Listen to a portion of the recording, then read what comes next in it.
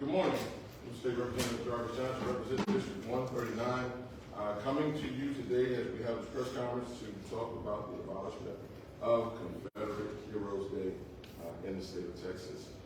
There are going to be several speakers after me, and I want to introduce and make sure that everyone has an opportunity to speak as they're speaking on behalf of their constituents and all of the constituents of the state of Texas. And that would be Senator Johnson, who is carrying the bill on the Senate side. We will have Christina Morales from Mount, who will speak, Trey Martinez-Fisher from HBC, and then Ron Reynolds from the Texas Legislative Black Caucus. I want to thank all of them for being a part of this particular press conference. This is my third time filing this bill, and this is the fourth time that this bill has been filed in the state of Texas. When you think about what a hero is, the definition, the Webster definition of what a hero is, says is defined as a person who is admired and idolized for courage, outstanding achievement, and noble qualities. I asked a lot of my staff members, I even asked children what they thought a hero was. And more times than not, people said someone who did something other than for themselves, someone who sacrificed for someone other than themselves. And when we talk about what Confederate Heroes Day is, it is a remembrance of a horrible past, a past that has done irreparable damage to many of the residents of the state of Texas, and even today for children that are growing up, because it is a constant reminder of what our past truly was. And it's not an opportunity for us to celebrate people who did horrible things to others, but simply to make sure that we send a clear message of what those people actually were. Just on Monday, we celebrated the life of Dr. Martin Luther King, a man who embodied the notion of all men being created equal, that everyone has the inalienable right to live free and to be equitable. And now here we are in 2023, and we're standing here looking for the abolishment of a holiday that is a constant, horrible reminder. There are those that will say that through their revisionist history, that the Confederacy is simply a reminder of their culture, a reminder of their heritage. But I want to tell you about culture and heritage, because the Confederacy is also my culture and my heritage. My great-great-great-grandfather fought for the Confederacy. I want to say it again, he fought for the Confederacy as a slave owner. That same man is the man that raped my great-great-great-grandmother. As to how my lineage came about.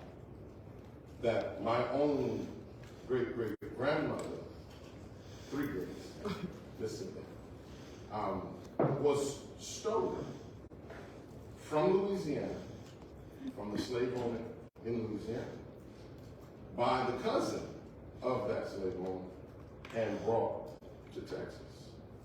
And this is where my lineage started. At no point in my life, at no point in my children's life will I ever celebrate that part of my history. There's no point in celebrating an individual that created harm and did such harmful things to others. And so the notion that we continue to celebrate that at this time, obviously, is the wrong thing to do. My colleagues across the aisle, when talking about CRT, when talking about what CRT means to this state and how it has been bad for our students, is the same thing that I'm saying today. While CRT, my colleagues have said, has been harmful, and it's not even being taught in our schools, then we're going to need to keep that same energy when it comes to the CRT that belongs with Confederate Heroes Day. Because the same notion of students that feel bad every single day, this state recognizes that we are celebrating a harmful, hateful past. My colleagues have also said that, and I will agree, and it ain't often that my colleagues and I agree across the aisle, but my colleague said, how about we start talking to kids about things that bring us together, as opposed to talking about the differences that separate us. And that's where we are today. Confederate Hero celebration continues to separate us as a state. It is not the bringing us together, it is the separation. There were 11 other states that acknowledged Confederate heroes throughout the past. All starting in 1883, all the way up until 1973, with Texas being the last state that commemorated Confederate heroes.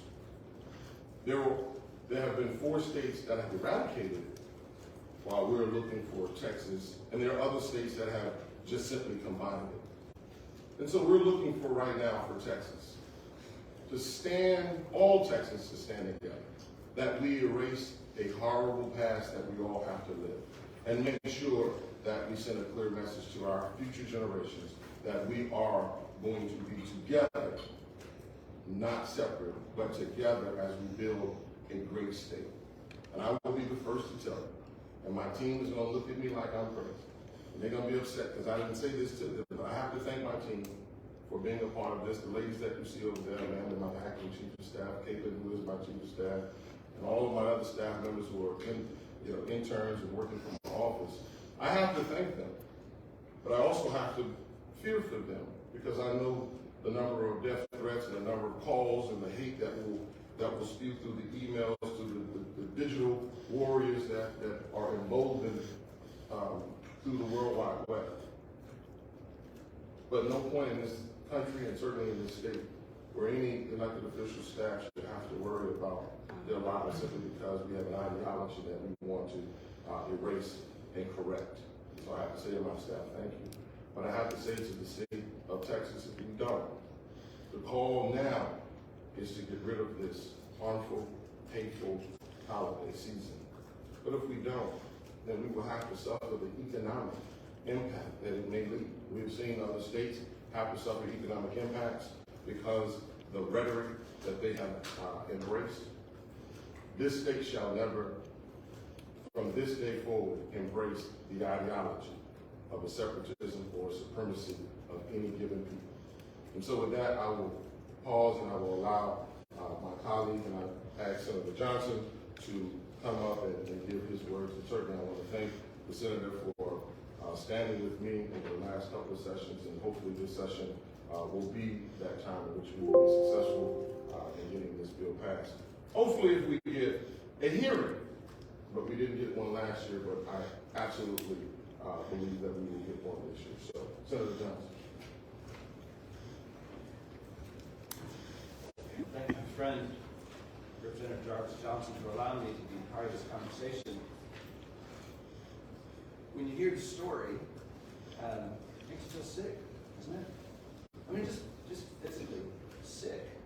That's why I filed the bill. I actually kind of had a contest with my staff to find the most offensive statute they could in Texas, and this is what they came up with. It makes me feel sick. And I think about when you're a little kid and you go to the pediatrician's office and you sit on the desk and the doctor takes out a hammer, whaps you right there, foot goes like that. That's a reflex. It's not politics. It's not how we should think. So when I say to my colleagues, when Representative Johnson says to his colleagues, I want to get rid of Confederate hero stuff, the reflex is, no, that's our history, and it's not that offensive, and you're just taking it wrong. It doesn't really matter, not that many people know about. Stop with the reflexes. Let's slow down for a second and really think about what we're doing. Let me put it this way. If I filed a bill today, established Confederate Heroes Day, would you vote for it? Would you give it a hearing? I dearly want to believe the answer is no, by about 148 to 2 maybe. I don't know, hopefully 150 to nothing. Who would pass this piece of garbage today? It may have had good intentions, but actually, if you look at the history, it didn't. Actually. We had Robert Lee Day, right? Robert E. Lee Day. And this was a compromise. Look, this thing doesn't belong on our books. It creates divisions, whether we want it to or not, between people. It creates resentment. It causes damage. think about traveling around the world. Like, I'm a white guy. I go over there. And we're proud when we tell somebody from another country, I'm from Texas. We are. But if they heard of this holiday, I'm not. If they heard some other things that we've done, we're not. We have inertia here. No one would pass this holiday today. It was passed in this state, was it 1983 that we acknowledged Martin Luther King Day? It was 1973 that we created this holiday. And so it's kind of stuck here. Let's get over the inertia. Let's ask ourselves, let's not be reflexive. Do we need this on the books? Is it helping us? Because we make a decision to define for ourselves. We, the living, define for ourselves how we shall be seen, how we think of ourselves. And as his friend and his friend and her friend and friends of all these people, I ask myself, I don't want to be defined by this thing. I don't want them to be defined by it. And as for the history of somebody who fought for something and died, does that make you a hero? I don't know, define a hero however you want, but ultimately it's not even about the definition of hero if you want to go there. Maybe to some people, if you're in the military and you die, you're a hero. Not my view, but if that's your view, shall Germany make a hero of every fallen Nazi soldier? Should Britain make a hero of every soldier who committed atrocities in India? I can go on and on and on across the globe, across any race, across any period in time. Being dead and fighting for the wrong cause doesn't make you a hero. What makes you a hero is if you see what's right and you pursue it. Sometimes to your own detriment, sometimes to your own death. But it's right. And sometimes you win. And I think we're closer than we've ever been. I think there's a good chance we do pass it this session. For some of the reasons that Representative Johnson was saying, if there really is a philosophy out there of being neutral, of being objective, of being race blind, of not inflicting damage and emotional trauma on people on these conversations, let's take it to heart. Let's really clean the books. Let's get this thing off there. Last thing I'll say, legislatures make mistakes. We've made quite a few since I've been here. And they're the product of the forces of time. And people reach wrong conclusions because of wrong influences. And eventually we become more enlightened over time. And when we become more enlightened, we fix them. We don't continue to honor the mistakes of the past. And hopefully 10, 20, 30 years from now, some of the mistakes we're making today will be eradicated. But this is our moment right now to wipe out the mistakes of 1973 and no longer honor the atrocities of the antebellum South. You want to celebrate Southern history? There's a lot of great things to celebrate. Don't let this get in the way. You're besmirching the legacy of this state. Admit the wrongs, correct them, tear down the wall that exists between all of us, and let's really go forward with an honest culture that really does believe in equal rights for all. That's why I filed the bill. That's why I'm so proud to stand here with all of my friends. And that's why I really believe we can pass it if people will slow down, take it out of the reflexive mode, and really think about what we're doing. If you don't support voting for it now, how can you leave it on the books? Let's get it out of here.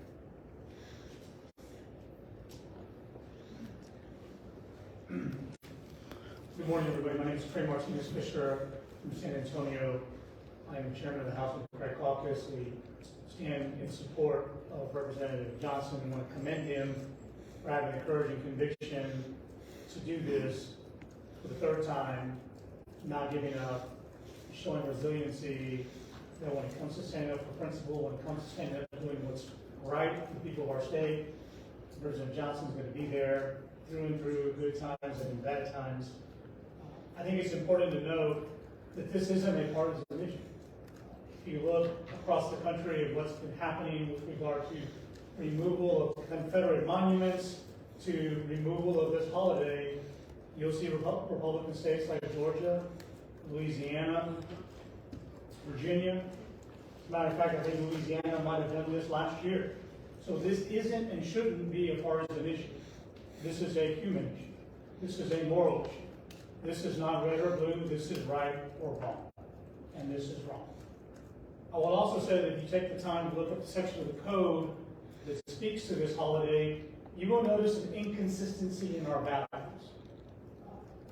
I believe that action is better than words. And I hear a lot of people espouse their values and try to judge people based on their values. you look up this section of the code, you will see that this is a state holiday, yet Good Friday is an optional holiday. This is a required state holiday, and Rosh Hashanah, Yom Kippur are optional holidays. If we're to lead with our values, this is the opportunity to realign and speak with a clear voice what we value here in Texas. I hear a lot about faith and family. I can say a lot about faith and family in regards to this proposal. And the last thing I will leave you with is that there has been a debate, a very controversial debate, about what we can say and what we can't say, what we can teach, what we cannot teach our children under this sort of mysterious notion of critical race theory. We cannot talk about Congresswoman Barbara Jordan without having pushback for advancing race-based influence. We cannot talk about my hometown hero, Congressman Henry B. Gonzalez, first Latino elected to the Texas Senate, for fear of reprisal on critical race theory. But yet we send a message that it's okay to talk about Confederate heroes, and we believe in it so much we're going to put it on the calendar every single year, and we're going to give people the option to celebrate it. I think there's something wrong with that. I think we think about this policy from the viewpoint of young men and young women trying to figure out what our state stands for, what is the model values that represent us. And this very body tells us that we cannot talk about things in our culture, things that we believe, but yet, for some reason, the state is sanctioning that we can talk about Confederate Heroes Day, so much so that we have a holiday to back it up. Listen, this is a way to fix this, right this wrong, without pointing fingers, without casting blame, just acknowledging we hear all the time in this business about the law of unintended consequences. Now, I wasn't here in 1973, so perhaps these consequences were intended, but we have an opportunity to fix this based on the message this sends at a time that we're trying to redirect what this state stands for. And while we're fixing this, to Representative Johnson's liking, we also have the opportunity to not make optional other things that we truly value if we really, really care about our state. So again, I want to thank Representative Johnson. I'm happy to roll my sleeves, do what I can to help him. But I certainly know that he has a plan and he is in charge. So I will be on the volunteer list to wait for my orders. But please take this seriously. Please do not overlook this. Thousands of bills get filed. Some of them don't get the coverage that it deserves. Don't let this be one. This has a consequential meaning beyond the words. This has an impact for 30 million people who live in the state in 254 counties and 2 time zones. It's important. Thank you. Hello, my name is Christina Morales. I'm the Vice Chair of the Mexican American Legislative Caucus, and we stand here to support my colleague, Representative Johnson, and are truly grateful for his leadership. Listen, we cannot stand by as our state continues to formally celebrate and glorify the men who believe so deeply that Black men and women did not have rights, that they would go to war. We must teach our history to our children, but our children should grow up knowing that the Confederacy does not stand for the values of freedom that we continue to fight for today. Racism is still alive in Texas today, and this holiday proves it. This state perpetuates the hatred that Confederacy stood for. There is nothing to celebrate about the Confederacy, only lessons to learn about how not to treat our neighbors. The holiday intentionally casts shadow over the legacy of Dr. Martin Luther King Jr. in this state. We must do what is right and abolish Confederate Heroes Day, a day which only perpetuated white supremacy and racism, which so many seem to wish to protect. Thank you.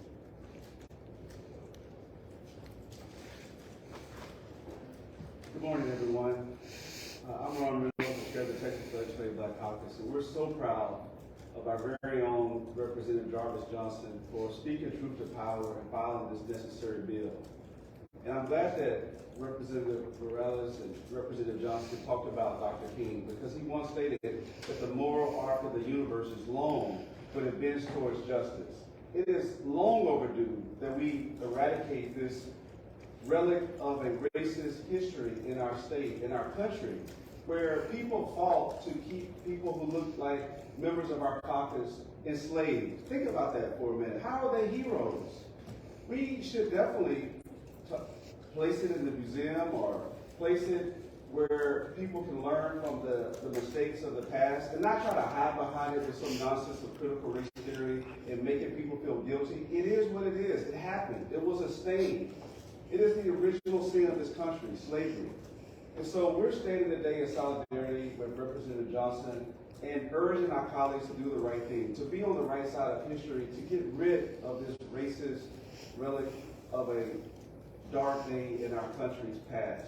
I was born in 1973. This was nearly 50 years ago. We've evolved. Texas is a very diverse state. I like to think of Texas as a home that is welcoming, because there's no reason why African Americans being the largest population for African Americans is Texas. But when you talk to African Americans about this day, this is one of the worst things that they can think of to celebrate our state. We're proud to be Texans, but we're not proud of Confederate Heroes Day.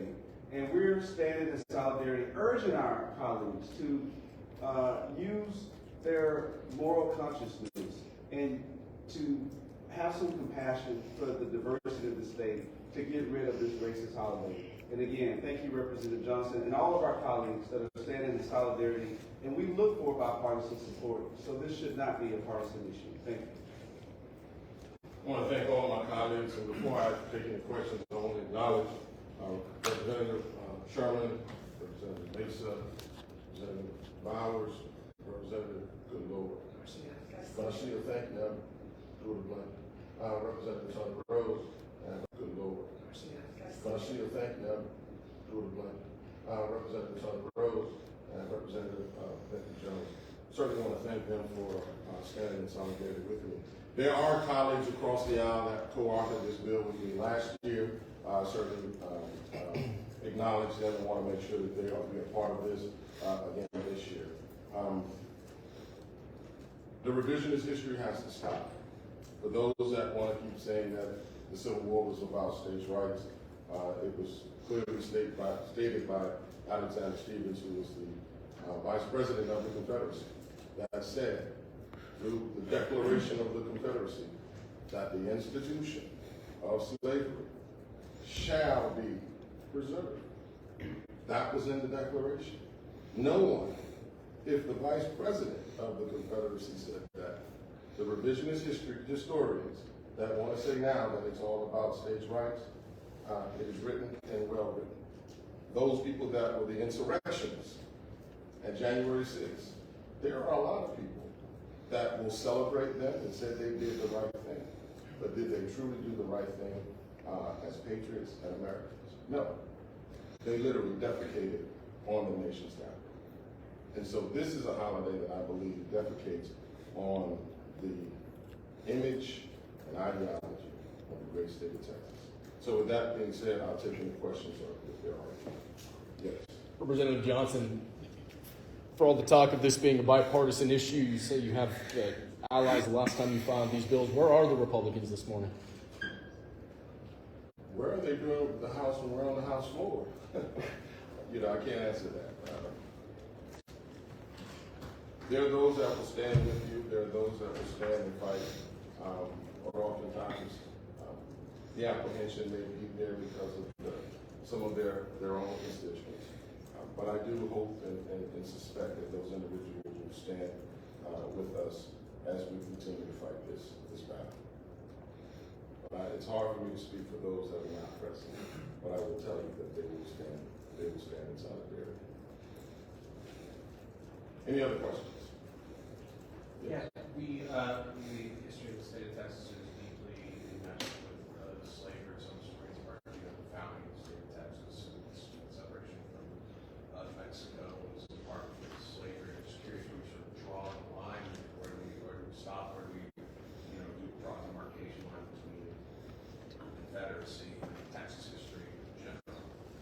Well, I think it's been said that history is history, and there's no point of not recognizing that your history is what it is. But there's no point in celebrating. We celebrate things by marking them with holidays and statues.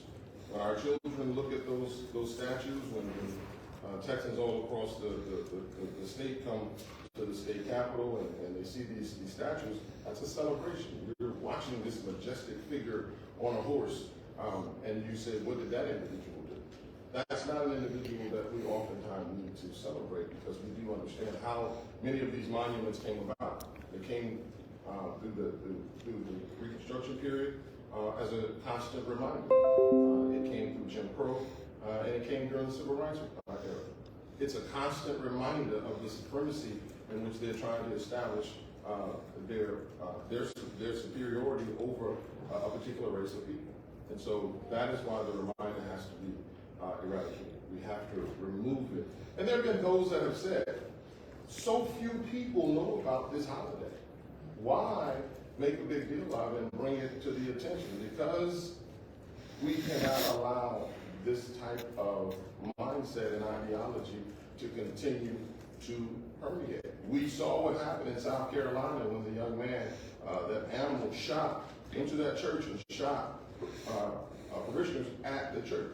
He was indoctrinated through the Confederacy. We saw that he studied much of what the Confederacy is all about. And we watched how the Confederacy, which was a Southern thing, well, I watched Confederate flags in Idaho, and Iowa, in the North. It's not where the Confederacy was even founded. So how did this mindset travel from the South to the North? Because we are allowing it to continue without demonizing it in the manner by which it should be. And I think the only way that this country and certainly this state will heal is if we, in fact, pull together and have things that unite us instead of those things that, again, separate us. So I hope, and with my colleagues standing behind me, that we will be able to unify the state and heal ourselves of what our ugly past has been. I'll acknowledge Representative Yolanda Jones and Representative Christian Emmanuel, who just joined us. You talked about the previous filings of this bill, and wanting to see progress on this year. Lieutenant Governor is still saying Lieutenant Governor, Speaker is saying Speaker, the Chairman of the State Affairs didn't do it the first time. So I guess where do you see the progress, or where do you look? The will of the people have always determined and dictated how this state runs, and not that of a particular elected official. I think through your messaging of taking the message that we have today to the people that shows our ugly past and talks about how we as a people need to heal from it, that I think the people will then dictate to a Lieutenant Dan Patrick and to any particular chair that may be over whichever committee this particular bill goes to, that we will see that the people will have to acknowledge, and they'll have to speak to the people as we try to eradicate this particular bill. So I believe through perseverance and persistence that we will be able to get this done. I'll allow Senator Johnson to also answer that. Thank you. I want to add to what my friend is saying there. If we only filed bills that did not pass in prior sessions, we would not have extended maternal Medicaid benefits, right, Tony? That's right. Every year, bills pass that have been filed for the prior 8 years, 6 years, 4 years. This is one of them. Momentum has been building. The reason Representative Johnson has filed it multiple times, and that I've filed it multiple times, is we're building momentum. And Ryan, as to your question, it relates to this. Why would we have any optimism? Why are we not up here just making a statement? We're making a statement, but we're not just making a statement. We're here to pass the bill. Why aren't the Republicans standing up here? We're in a fairly difficult political environment right now. If a Republican stands up here, they're making some kind of message and they're going to get in trouble. Probably. But that's different than casting a vote. That's different than having the dialogue that we're engaging in right now, that all of you are prompting out in the community. And as that builds, it is safe. It is the right thing to do, and I do expect them to support this. I could be disappointed. I past. But we're here and we're serious. Oh, I'm sorry, one more factor I have to tell you, my staff picked this up. We'll look to the future. In the next 20 years, if we don't get rid of this holiday, Confederate Heroes Day will fall on Martin Luther King Day 4 times. How's that make you feel?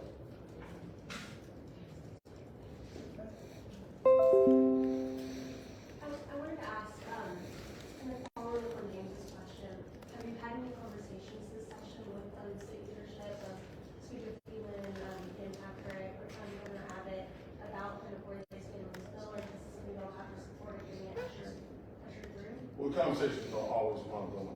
We haven't had any particular conversations this year, but the conversation will continue. So it doesn't, simply because we just started, through all the pomp and circumstances where we stand, those conversations will have. We've already made appointments to meet with all the state leadership as we discuss this, and to bring stakeholders, to bring those people who stand behind us, to bring those people from rural Texas that stand in solidarity with me, that says, no, this is a holiday we should not be celebrating. Those whose story is much like mine, that simply says, I don't want to relive that past, and certainly I don't want to celebrate it. And so, and I think that's what we have to get past. There were so many people that continue to think that we're celebrating a particular culture. That's not a culture that we want to celebrate. So that message we have to dispel the lies, we have to dispel the myth, and we have to dispel those talking points of what it used to be. This is why we're in this country today, because we keep talking about, again, revisionist history that says the Civil War was about states' rights, and when it actually wasn't. Let's call it what it is. Let's be truthful and let's be transparent. So those conversations will absolutely continue to happen. Any of my colleagues, and they're standing with me, not just standing behind me, but certainly questions, I will allow them to answer questions. So please, their voices are the strong voices that I need behind me. And they're the fighters that will pick up the batons and the bats, not literally. I don't want nobody to go back and say that we will do that. Any other questions? We're here today, part of what we're going to do during the House session is celebrating Houston Astros. And the namesake of Houston, Sam Houston, was the president of Texas and the governor of Texas. And it was in late January, this time of year, when the vote was taken to secede. Fortunately, we have no secessionist ball this year. But I think it's important to note that Houston refused to swear the oath. I don't think a lot of people know that, but he refused to swear the oath. He said in his own words, I love Texas too much, too well, to bring civil strife and bloodshed upon her. So it cost him his political career. But we honor Houston today, don't we? We have large statues for him, and we should rightfully honor him. It's a part of our history. I agree with what it's part of our history. We should remember it, but that doesn't mean that everything in our history is something that we should honor. It's time to do away with Confederate heroes.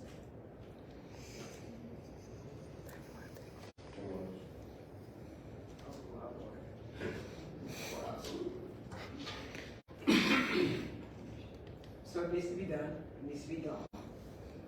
When I was on the Houston Independent School Board, we changed the name of every Confederate school because black people shouldn't have to go to a school. Black kids shouldn't have to go to a school where the person's school is named after, like, enslaved us. There's nothing romantic about slaves. There weren't good, nice slave masters. None of that. They separated families like they're doing Hispanics today. No one would consider having a hero for people who interned Japanese people when they were here. Nobody would have a Hitler school. No one would do that. People understand that. And we have to stand up for this because we have to show the humanity of black people. People, for whatever reason, overlook us. So Chairman Coleman filed the no-hate bill over 10 sessions before Ryan White finally, not Ryan White, Asher, sorry, his name was Asher Brown. Asher Brown, the teenager who committed suicide because people bullied him because they perceived that he was gay. And the momentum moved, like the senator said, right after Asher killed himself. And then Representative Coleman filed the bill again, and it passed. So this country has been built on minorities who have been oppressed and who have stood up and stood tall and been courageous when it was not the popular thing to do. And people got hosed, and people got dog sicked on them, and people got lynched. But we kept fighting. People got arrested. This is the same fight. And as Texas goes, this nation goes. And so I'm very proud to stand with my House colleague, who I will lean on a lot, to support him in this, whether the world sees it or not. Because you know what? The arc of the moral universe is long, but it bends towards justice. Thank you. Good morning, everyone. My name is Josie Garcia, State Representative of House District 124. And I couldn't be more proud to be standing here today with Representative Jarvis Johnson and my colleagues as a new freshman. One thing that I would like to share with you all is I first met Representative Jarvis Johnson as a civil rights activist. I'm proud to say that a group of us who just cared about our community, who are parents and mothers, and concerned about the racist history that are being bestowed upon us. We all stood together and we spoke with our city council, our commissioner's court, and we shared the ugly truth of what the Columbus statue meant to us. I'm proud to stand here today to tell you that regular people, everyday people, you, the voters, the people who care about Texas, got together and took a stand in San Antonio, Texas, and we were successful in having the removal of the Columbus statue. The reason why I share this with you is because we're not trying to erase and eradicate history, but we are trying to show what it is that we are here to celebrate. We're here to celebrate our cultures, our differences, not our oppression. So I ask all of you to please stand with us, contact your representative, and please support this House bill. Thank you. Thank you.